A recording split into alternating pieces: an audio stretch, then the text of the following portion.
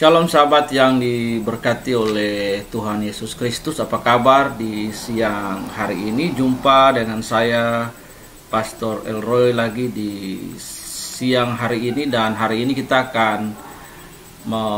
saya akan menyampaikan satu topik, yaitu adalah tanggapan atau menyikapi lagu Alkitab menjadi penghalang dari Gereja Yesus Kristus Tuhan yang memang hari-hari ini melakukan penetrasi yang begitu kuat di media sosial, mengempowering jemaatnya mereka untuk melakukan penetrasi di dunia sosial menggunakan platform digital untuk menjangkau orang-orang Kristen. Karena itu, dan lagu ini sudah dicabut atau di take down dari Facebook mereka, tapi lagu ini sudah menyebar di berbagai platform digital sosial, di media digital ya. Jadi hari ini saya ingin membagikan, kita lihat sebentar lagunya, lalu saya ingin menyikapi lagu itu dari perspektif kebenaran firman Tuhan. Karena sudah ada beberapa permintaan yang sudah hampir sebulan teman-teman meminta saya untuk memberikan tanggapan atau menyikapi terhadap lagu ini yang cukup meresahkan di kalangan Kristen. Ada teman-teman pendeta lain teman-teman apologet yang lain seperti pendeta Estra Suruh dan beberapa teman yang lain sudah melakukan sebuah tanggapan teologis secara apologetika bagi lagu ini. Tetapi ada teman-teman saya juga di Facebook yang meminta saya, yang kenal saya secara pribadi, untuk bagaimana memberikan tanggapan dan menyikapi hal ini secara teologis. Karena itu saya cukup lama, ada sekitar 3 mingguan baru saya meresponinya. Karena itu mari kita lihat dulu lagunya, setelah itu kita meresponi lagu ini dengan tanggapan teologis yang akan saya sampaikan.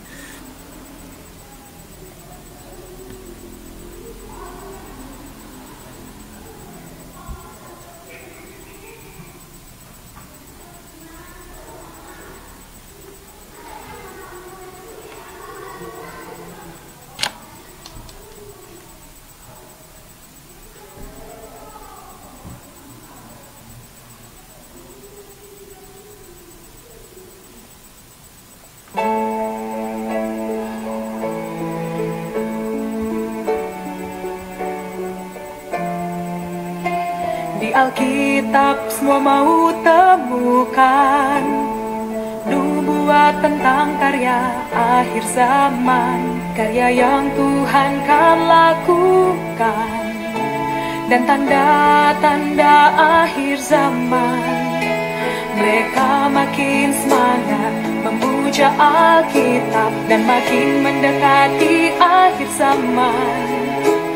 Orang makin percaya pada nubuat, khususnya tentang akhir zaman. Iman buta terhadap Alkitab buat mereka tak cari karya Roh Kudus. Alkitab jadi penghalang orang untuk terima karya baru Tuhan, membuat Tuhan susah menyebarkan karya barunya, karya barunya.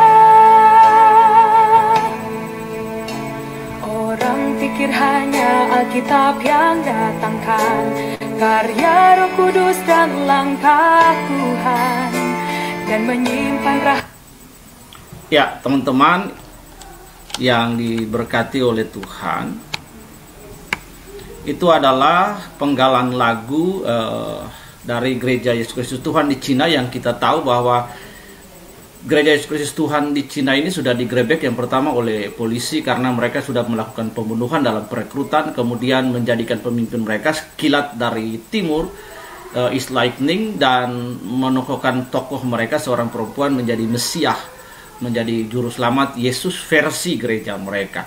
Tetapi hari ini saya ingin kita untuk melihat lagu tersebut dari perspektif teologi Alkitab. Berkata saya secara singkat dan praktis saja. Yang pertama, dalam lirik-lirik lagu itu bahwa Alkitab menjadi penghalang untuk mereka mengalami karya Tuhan dan lain sebagainya. Teman-teman bisa cari lagunya nanti setelah ini di linknya saya lihat. Jadi Alkitab menjadi, utamanya Alkitab menjadi penghalang orang ketemu dengan Tuhan atau mendengarkan suara Tuhan dan lain sebagainya. Dalam perjanjian lama saya ingin mengutip ada sekitar 6-7 ayat tentang Alkitab, tentang kitab itu sendiri. Zaman perjanjian lama, zaman Tuhan Yesus itu belum ada Alkitab. Bapak Ibu teman-teman yang dikasih oleh Tuhan, belum ada Alkitab, masih disebut skrip, kitab-kitab nabi besar, nabi kecil, Tuvim, Ketuvim itu, kemudian Sabur dan lain, Pentateuch yang menjadi kitab di perjanjian lama. Tapi kita lihat dulu Ulangan 31 ayat 19, oleh sebab itu tuliskanlah nyanyian ini dan ajarkan kepada orang Israel, letakkan dalam mulut mereka supaya nyanyian ini menjadi saksi bagiku terhadap Israel. Yang kedua Ester 8 ayat 8, tuliskanlah atas nama raja apa yang kamu pandang baik. Orang-orang Yahudi dan meteraikan surat itu dengan cincin yang dituliskan atas nama raja dan dimeteraikan dengan cincin apa saja tidak dapat ditarik kembali. Amsal 3 ayat 3, janganlah kiranya kasih dan setia meninggalkan engkau, kalungkanlah itu pada lehermu, tuliskanlah itu pada loh hatimu. Yeremia 30 ayat 2, beginilah firman Tuhan Allah Israel, tuliskanlah segala perkataan yang telah kufirmankan kepadamu itu dalam sebuah kitab. Daniel 5 ayat 24 berkata, sebab itu ia menyuruh punggung tangan itu dan tuliskanlah tulisan ini. Habakuk pasal 2 ayat 2, tuliskanlah penglihatan itu dan ukirkanlah itu pada loh-loh supaya orang sambil lalu dapat membaca. Jadi literasi itu penting sekali.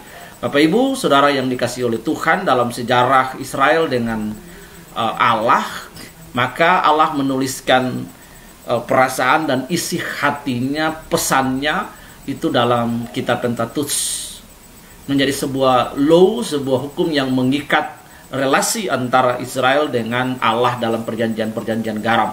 Di situ kita lihat. Kemudian di dalam kitab perjanjian baru kita melihat bahwa Yesus menunjukkan sebuah literasi yang luar biasa. Yesus mengutip dalam Matius pasal 4 ayat yang ke-17. Di situ Yesus mengutip bahwa ada tertulis dalam pencobaan di padang gurun itu, Yesus 3 kali mengutip Alkitab. Yesus mengutip Alkitab, Yesus mengutip kitab.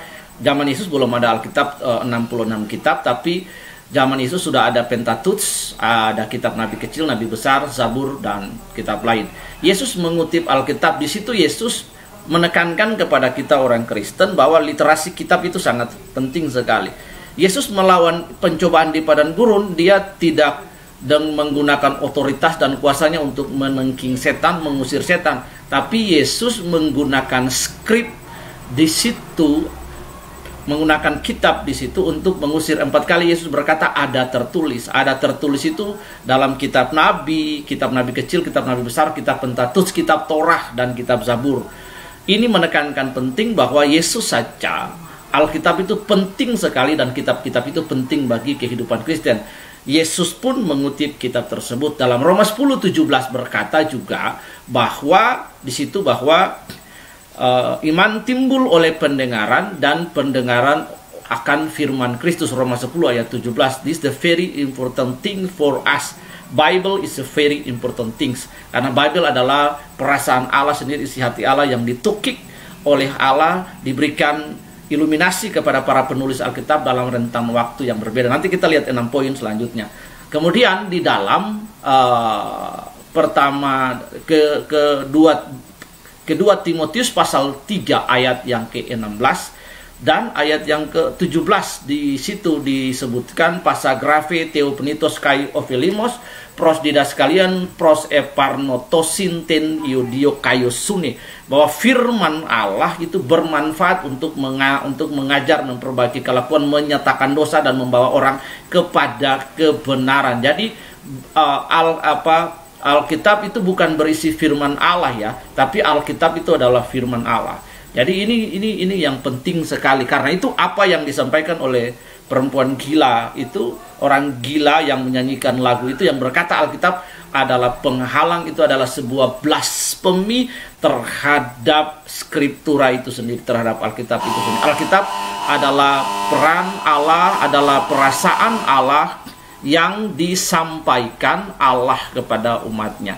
Nah, mari kita lihat selanjutnya. Di sini ada 6 poin penting yang ingin saya bagikan kepada kita. Di sini kita melihat bahwa yang pertama, Alkitab itu memiliki sifat otoritas sebagai satu-satunya sumber firman Allah yang dapat kita ketahui saat ini. Jadi otoritas Alkitab menuntut setiap orang yang percaya harus submit, tunduk dan taat pada setiap kebenaran firman Tuhan yang tertulis dalam Alkitab. Ini poin-poin pertama. Jadi yang pertama, Alkitab memiliki sifat otoritas. Bapak Ibu, menolak Alkitab sama saja menolak Allah yang telah berfirman di dalamnya. Allah yang telah berfirman di dalamnya. Bible bukan berisi firman Tuhan, tapi Bible itu adalah firman Tuhan, Alkitab itu sendiri. Pasagrafe theopnitos kai opelimos pros tidak sekalian pros epamatosin tenirio kai sune 2 Timotius 3 ayat 16 dan 17. Bapak Ibu lihat di sini, yang pertama, sifat yang pertama adalah otoritas sebagai satu-satunya sumber firman Allah yang dapat diketahui saat ini. Jadi orang Kristen dapat memahami, dapat mengerti perasaan Allah, isi hati Allah, pesan Allah, kehendak Allah melalui Alkitab. Karena itu tadi perempuan gila itu tadi yang berkata bahwa Alkitab adalah penghalang, itu adalah sebuah blasfemi. Nah, itu adalah sebuah blasfemi, dan apa yang dikatakan dia itu tidak benar. Ya, ada sebuah lagu sekolah minggu yang ingin saya nyanyikan kepada kita. Baca Alkitab, doa tiap hari kalau mau tumbuh.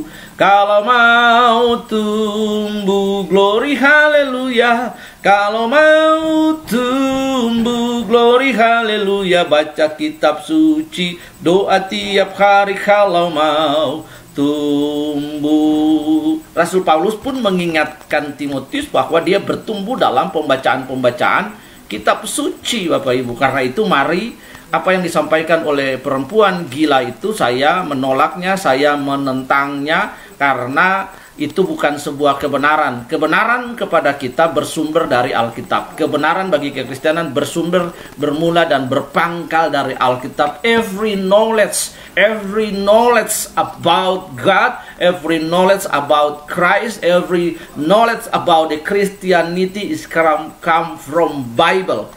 Is the main source for us, Bible. Segala sumber tentang Kristus, tentang keilahian Kristus, tentang kedivinitasan, tentang keselamatan, tentang Allah, tentang apapun, buku tunggalnya, buku utamanya adalah Alkitab itu sendiri. Jadi kita sebagai orang Kristen dilarang keras untuk apa? Untuk meragukan keberadaan kitab suci itu sendiri. Meragukan keberadaan kitab suci. Kalau ketika kita meragukan kitab suci, kita meragukan otoritasnya, maka sama saja kita menolak Allah yang telah berfirman di dalamnya. Jadi ini penting sekali. Alkitab memiliki sifat otoritas yang pertama. Alkitab memiliki sifat otoritas sebagai satu-satunya sumber firman Allah yang dapat kita ketahui saat ini. Otoritas Alkitab itulah menuntut Anda dan saya yang percaya harus tunduk dan taat pada setiap kebenaran firman Tuhan yang tertulis di dalamnya. Menolak apa? Menolak Alkitab sama saja dengan menolak Allah yang telah berfirman di dalamnya. Yang kedua Bapak Ibu Saudara yang dikasihi Tuhan, apa yang dikatakan oleh Gereja Yesus Kristus Tuhan lewat lagu bahwa Alkitab itu adalah penghalang, itu adalah sebuah kebodohan terbesar. Yang kedua, untuk melawan apa yang dikatakan bahwa Alkitab merupakan penghalang, itu adalah sebuah kesalahan. Nah, kita menolaknya karena mengapa? Kita meyakini bahwa Alkitab memiliki sifat infallibility, yang berarti apa yang disampaikan di dalam kitab suci secara keseluruhan dapat dipercayai sebagai kebenaran yang dapat diandalkan. Bapak Ibu Saudara yang dirahmati oleh kasih karunia Tuhan, Alkitab memiliki sifat infallibility di situ. Infallibilitas Alkitab secara keseluruhan dapat dipercayai sebagai kebenaran yang dapat diandalkan. Sekali lagi, mari kita lihat lagu ini. Kita lihat lagu ini Bapak Ibu yang dikasihi oleh Tuhan.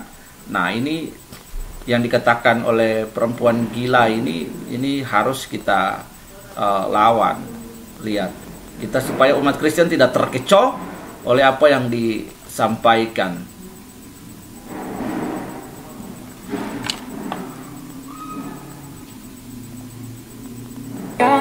Tuhan kan lakukan, dan tanda-tanda akhir zaman. Mereka makin semangat memuja Alkitab dan makin mendekati akhir zaman. Orang makin percaya pada nubuat, khususnya tentang akhir zaman.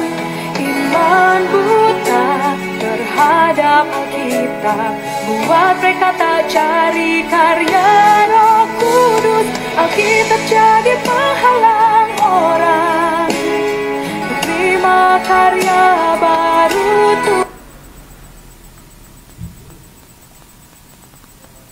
Iya, di sini teman-teman, di situ dia berkata bahwa Alkitab buta terhadap Alkitab, iman buta terhadap Alkitab, bahwa Alkitab menjadi penghalang. Ini adalah sebuah kebodohan. Bagaimana orang Kristen menanggapinya? Yang pertama, Alkitab itu adalah firman Allah. Alkitab itu adalah firman Allah. Di dalam, tadi saya sudah sampaikan, yang pertama Alkitab di 2 Timotius pasal ketiga ayat yang ke-16, pasagrafe theopnitos kai opelimos pros eparnotosin ten iedio kaya suni, bahwa segala tulisan yang diilhamkan Allah itu bermanfaat untuk mengajar, memperbaiki kelakuan, menyatakan dosa, membawa orang kepada kebenaran. Jadi yang pertama, sifat Alkitab itu adalah otoritas, sifat otoritas. Sebagai orang Kristen, dengar baik, jika kita meragukan sifat otoritas Alkitab, maka sama saja kita menolak Allah. Karena itu apa yang dinyanyikan oleh perempuan gila ini, itu harus apa yang dinyanyikan oleh dia itu tidak benar, Bapak Ibu. Ini adalah sebuah penyesatan. Karena mari saya ingin menyampaikan kepada kita bahwa Alkitab sebagai satu-satunya sumber firman Allah yang dapat kita ketahui saat ini. Otoritas Alkitab menuntut Anda dan saya percaya, harus tunduk dan taat pada setiap kebenaran firman Tuhan yang tertulis dalamnya. Menolaknya sama saja dengan menolak Allah. Yang kedua, Alkitab memiliki sifat infallibility, yang berarti apa yang disampaikan di dalam kitab suci secara keseluruhan dapat dipercayai sebagai kebenaran yang dapat diandalkan. Apa yang disampaikan oleh Alkitab, whole the Bible, all the word of God is true, dapat diandalkan, dapat dipegang, dapat dipercaya, tidak pernah salah, tidak pernah meleset. Apa yang disampaikan firman Allah itu benar. Alkitab itu benar. Alkitab menggenapi setiap bagian, every single of prophecy itu dengan benar, tanpa cacat. Alkitab tanpa cacat. Alkitab juga tidak perlu membela dirinya. Jadi apa yang dinyanyikan di dalam lagu ini adalah sebuah kekeliruan, sebuah ancaman kepada kekristenan.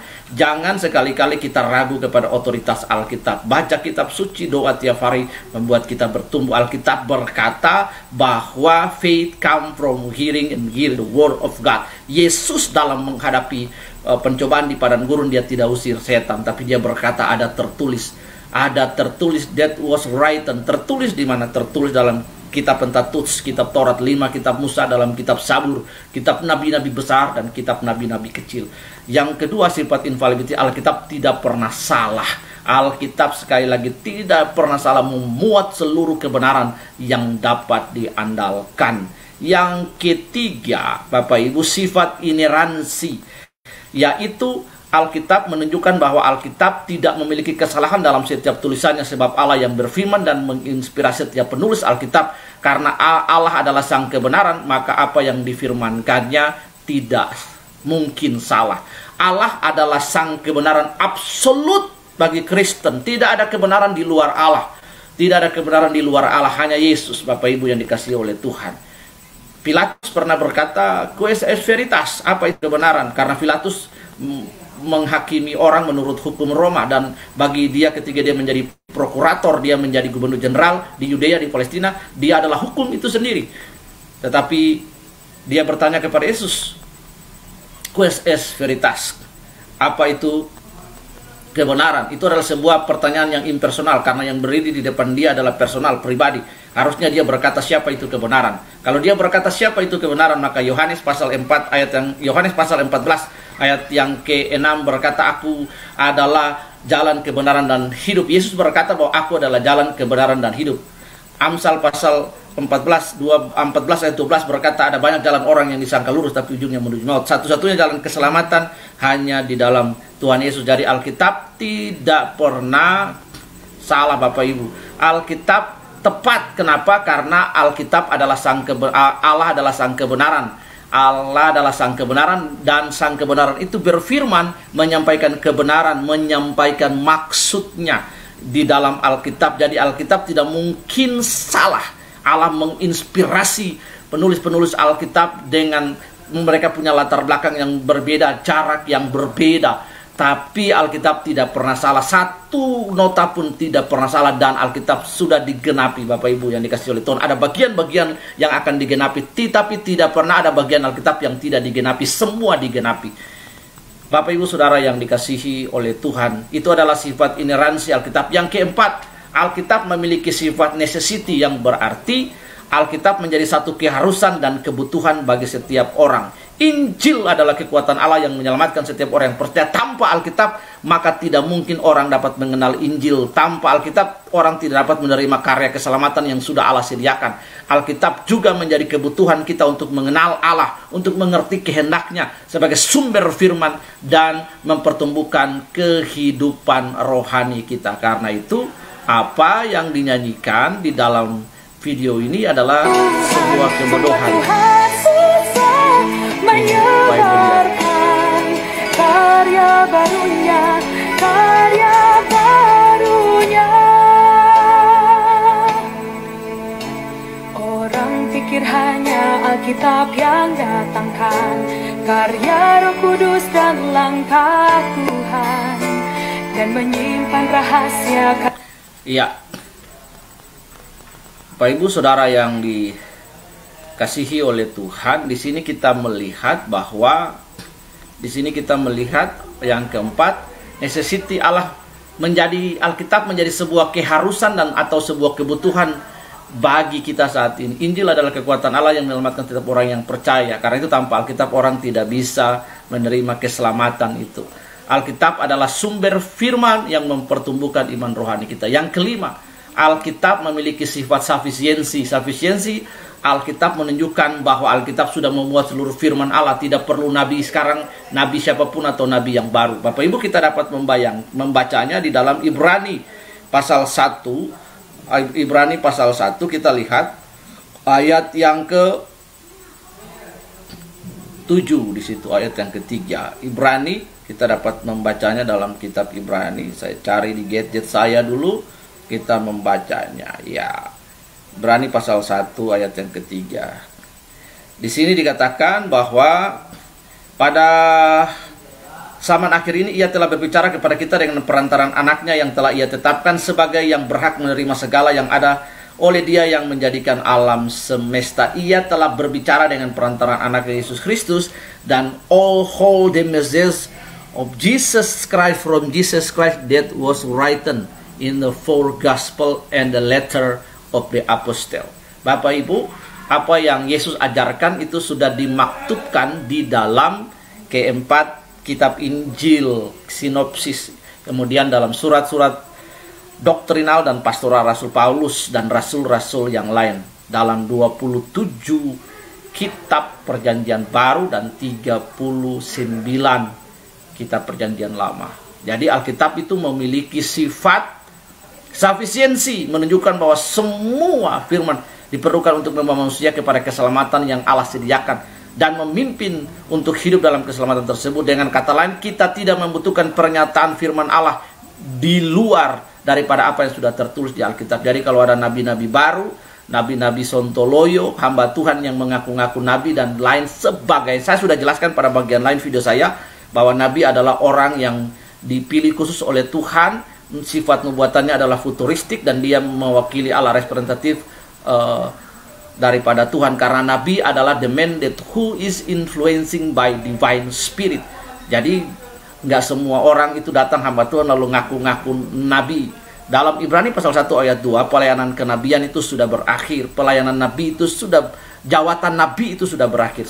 Minta maaf. Jawatan nabi itu, jabatan nabi itu sudah berakhir. Tapi pelayanan itu masih ada sampai hari ini, kenabian. Tapi kalau ada orang yang datang dan yang datang ngaku nabi jangan percaya dulu, harus diuji.